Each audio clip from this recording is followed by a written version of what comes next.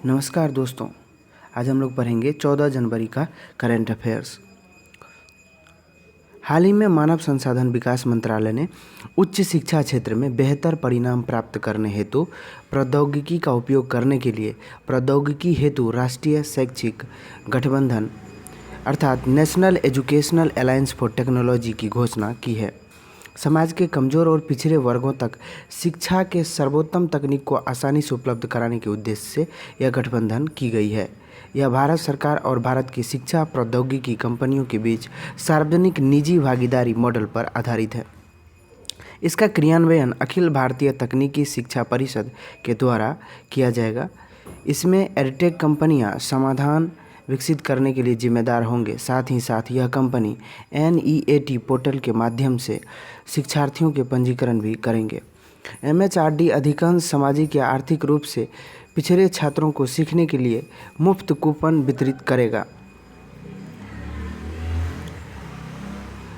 Next news है, साइना नेहवाल पर विवादित ट्वीट के कारण महिला आयोग ने रंग दे बसंती के एक्टर सिद्धार्थ पर FIR का आदेश दिया है। महिला आयोग ने एक्टर सिद्धार्थ के ट्विटर अकाउंट को बंद करने एवं उन पर FIR दर्ज करने का आदेश दिया है, क्योंकि उन्होंने साइना नेहवाल पर विवादित ट्वीट किया था। वर्तमान में महिला आयोग की अध्यक्ष श्रीमती रेखा शर्मा हैं। हरिद्वार धर्म संसद में आपत्तिजनक भाषणों का मामला सुप्रीम कोर्ट पहुंच गया है। स्वतंत्र जांच की सुनवाई सुप्रीम कोर्ट के द्वारा की जाएगी। अल्पसंख्यक समुदाय के खिलाफ हिंसा भड़काने वाली धर्म संसद के भाषण की स्वतंत्र जांच अब सुप्रीम कोर्ट करेगी। याचिका करने वाले की तरफ से वरिष्ठ अधिवक्ता कपिल सिब्बल हैं, जिसने मुख्य न्यायाधीश NV रमन्ना, न्यायमूर्ति सूर्यकांत और न्यायमूर्ति हिमा कोहली के 3 सदस्यीय पीठ के समक्ष सुनवाई की अपील की है। उच्च शिक्षण संस्थानों में भी विद्यांजलि योजना को लागू किया जाएगा। स्कूलों की ज़रूरत एवं उनसे लोगों का संबंध बढ़ाने के लिए विद्यांजलि योजना की शुरुआत की गई थी। इस योजना के तहत कोई व्यक्ति अपनी स्वेच्छा से किसी विद्यालय में पढ़ा सकता है। अब इस योजना के तहत उच्च शिक्षण संस्थानों से भी लोग जुड़ सकेंगे। इसके लिए पहले पंजीकरण करना होगा, फिर उसके बाद कोई भी व्यक्ति इस उच्च शिक्षण संस्थान से पढ़ाने के लिए जुड़ सकता है। इसके अंतर्गत सेवानिवृत्त या सेवारत प्रोफेसर, अधिकारी, पेशेवर या PhD डिग्रीधारी आसपास के शिक्षण संस्थानों में स्वैच्छिक रूप से पढ़ा सकते हैं। शोधकर्ताओं ने विकसित किया है पूर्ण 3D flexible printed OLED display. University of Minnesota twin cities के शोधकर्ताओं ने लचीले OLED डिस्प्ले को एक 3D प्रिंटर से प्रिंट किया है।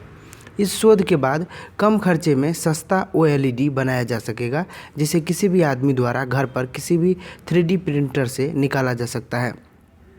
दोस्तों, हम लोगों ने पहले पढ़ा था LED अर्थात लाइट इमिटिंग डायोड। यहाँ पर OLED की बात हो रही है, अर्थात ऑर्गेनिक लाइट इमिटिंग डायोड। 12वें भारत रत्न डॉक्टर अंबेडकर पुरस्कार 2022 से हर्षाली मल्होत्रा को सम्मानित किया गया है।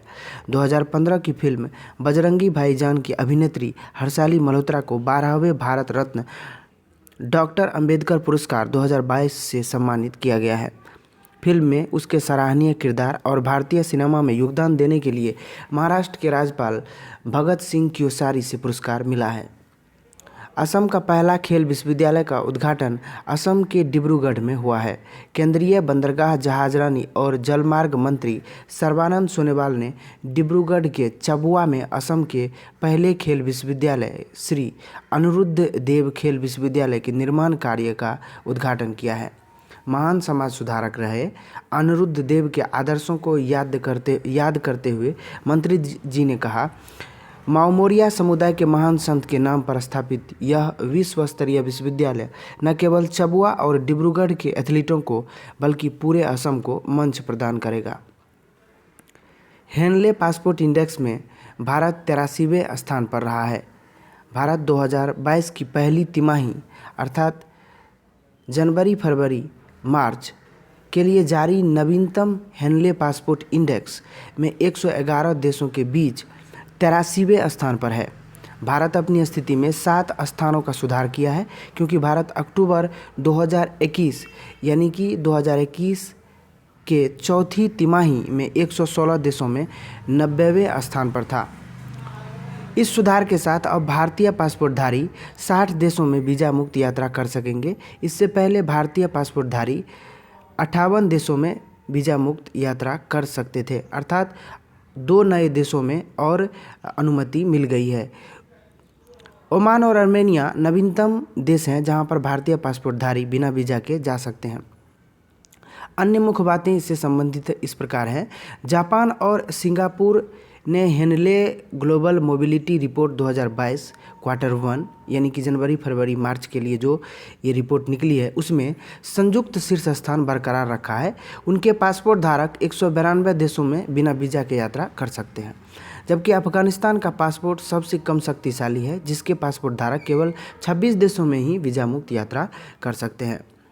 कोरोना वायरस के नए संस्करण डेल्टा क्रोन की पहचान साइप्रस में की गई है। कोरोना वायरस का एक और वेरिएंट सामने आया है जिसके लक्षण कोरोना के डेल्टा वेरिएंट और ओमिक्रॉन दोनों से मिलता जुलता है, जिसके कारण इसे डेल्टा क्रोन नाम दिया गया है। कोरोना वायरस के डेल्टा क्रोन की पहचान साइप्रस में की गई है। देश में पहली बार स्टार्टअप इंडिया नवाचार सप्ताह का आयोजन 10 जनवरी से 16 जनवरी तक किया गया है।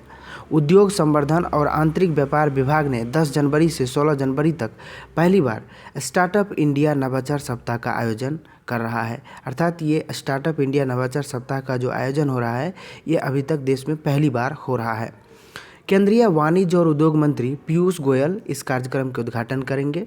स्वाधीनता के 75 वर्ष पूरे होने के उपलक्ष्य में आज़ादी के अमृत महोत्सव के तहत इसका आयोजन किया जा रहा है। इस दौरान देश में उद्यमिता, विकास और विस्तार के विभिन्न पहलुओं को दर्शाया जाएगा। स्टार्टअप क्षेत्र में वर्ष 2021 को यूनिकॉर्न वर्ष के रूप में चिन्हित किया गया है, क्योंकि 2021 के दौरान 40 नए स्टार्टअप जुड़े हैं, इसलिए 2021 को स्टार्टअप क्षेत्र में यूनिकॉर्न वर्ष के रूप में चिन्हित किया गया है। भारत विश्व के तीसरे सबसे बड़े स्टार्टअप अनुकूल तंत्र के साथ वैश्विक नवाचार केंद्र के रूप में भी उभर रहा है। हाल ही में आरबीआई ने वित्तीय परिदृश्य पर ध्यान देने के लिए फिनटेक विभाग की स्थापना की है। आरबीआई सर्कुलर के अनुसार फिनटेक विभाग की स्थापना 4 जनवरी 2022 को हुई है। इस विभाग की स्थापना का निर्णय गतिशील अर्थव्यवस्था के साथ तालमेल रखते हुए फिनटेक क्षेत्र में नवाचार पर ध्यान केंद्रित करने के लिए लिया गया है। फिनटेक विभाग का उद्देश्य इनोवेशन पर जोर देना, विनियमन क्षेत्र में नवाचार को बढ़ावा देना, इस क्षेत्र में से जुड़ी चुनौतियों और अवसरों की पहचान करने के साथ साथ इन सारी चुनौतियों का समाधान करना भी है। आंध्र प्रदेश सरकार ने सरकारी कर्मचारी की सेवानिवृत्ति आयु 60 वर्ष से बढ़ाकर 62 वर्ष कर दी है। हाल ही में आंध्र प्रदेश सरकार ने नए साल में कर्मचारियों के लिए बड़ा तोहफा देते हुए सेवानिवृत्ति की आयु और वेतन दोनों में बढ़ोतरी की है। जहां वेतन में 23.29% की बढ़ोतरी की गई है, वहीं सेवानिवृत्ति की आयु में 60 वर्ष से बढ़ाकर 62 वर्ष कर दी गई है। बढ़ते हुए वेतन के साथ नया वेतन 1 जनवरी 2022 से लागू हो जाएगा, जिसमें अनुबंध और आउटसोर्स कर्मचारी दोनों शामिल हैं। वहीं बढ़ती हुई सेवानिवृत्ति की आयु भी 1 जनवरी 2022 से लागू हो जाएगी। मशहूर कन्नड़ लेखक चंद्रशेखर पाटिल का 82 वर्ष की उम्र में निधन हो गया। हाल ही में चंपा के नाम से मशहूर कन्नड़ लेखक चंद्रशेखर पाटिल का 82 वर्ष की उम्र में निधन हो गया है।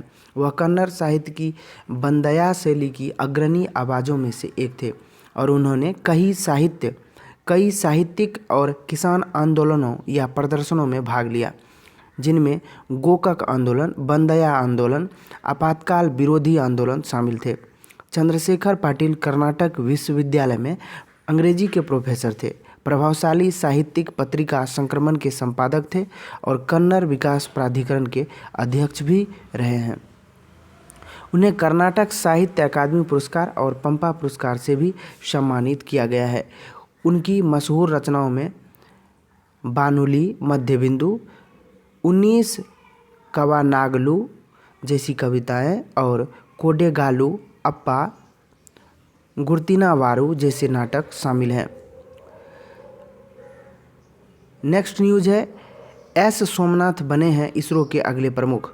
हाल ही में वरिष्ठ रॉकेट वैज्ञानिक रॉकेट वैज्ञानिक एस सोमनाथ को भारतीय अंतरिक्ष और अनुसंधान संगठन का अगला प्रमुख नियुक्त किया गया है। एस सोमनाथ इस पद पर के सिवन की जगह लेंगे। फिलहाल सोमनाथ विक्रम साराभाई अंतरिक्ष केंद्र के निदेशक हैं। सोमनाथ की नियुक्ति आगामी साल के लिए की गई है। सोमनाथ के बारे में कुछ जानकारी इस प्रकार है। एस सोमनाथ का जन्म जुलाई 1963 में हुआ। S Somnath TKM college of engineering Kollam से मैकेनिकल इंजीनियरिंग में स्नातक और भारतीय विज्ञान संस्थान बेंगलोर से एरोस्पेस इंजीनियरिंग में परास्नातक हैं। सोमनाथ अपने करियर की शुरुआती चरणों के दौरान polar satellite launch vehicle PSLV के एकीकरण के लिए एक टीम लीडर थे। एस सोमनाथ ने GSLV Mk3 वाहन की प्रारंभिक परिभाषा के बाद विस्तृत विन्यास इंजीनियरिंग को अंतिम रूप देने में महत्वपूर्ण भूमिका निभाई है। सोमनाथ 1985 में विक्रम साराभाई अंतरिक्ष केंद्र में शामिल हुए थे। ब्रिटेन के राजकुमार एंड्रयू ने अपने राजाश्रय और सैनिक उपाधियों का त्याग कर दिया है। महारानी एलिजाबेथ के छोटे बेटे एंड्रयू ने अपनी सारी सैन्य उपाधियों और राजाश्रय सम्राट को वापस कर दिया है, अर्थात जो ब्रिटेन के मोनार्क हैं उसको वापस कर दिया है, क्योंकि ब्रिटेन के राजकुमार एंड्रयू यौन उत्पीड़न के मामले में अमेरिका में एक सिविल यौन मामले के मुकदमे का सामना कर रहे हैं। 16वीं क्वींस बेटन रिले के लिए सुश्री विनीसा उमाशंकर का चयन किया गया है। तमिलनाडु की पर्यावरणविद सुश्री विनीसा उमाशंकर को भारत में चल रहे 16वीं क्वींस बेटन रिले के लिए बेटन बियरर चुना गया है। क्वींस बेटन रिले 7 अक्टूबर 2021 को लंदन के बकिंघम पैलेस में शुरू हुई थी और 28 जुलाई 2022 तक चलेगी। विनीसा उमाशंकर अब्दुल कलाम इग्नाइट अवार्ड प्राप्तकर्ता भी हैं। मत्स्य पालन विभाग ने लॉन्च किया मत्स्य पालन startup grand challenge. Startup India वाणिज्य और उद्योग मंत्रालय की सहायता से मत्स्य विभाग ने मत्स्य स्टार्टअप ग्रैंड चैलेंज का उद्घाटन किया है। 14 जनवरी को मनाया गया मकर संक्रांति, जिसको हम लोग पोंगल, बिहू और विशु के भी नाम से जानते हैं। मकर संक्रांति सूर्य देवता को समर्पित है। यह त्यौहार तमिलनाडु में पोंगल, असम में बिहू और केरल में विशु के नाम से मनाया जाता है।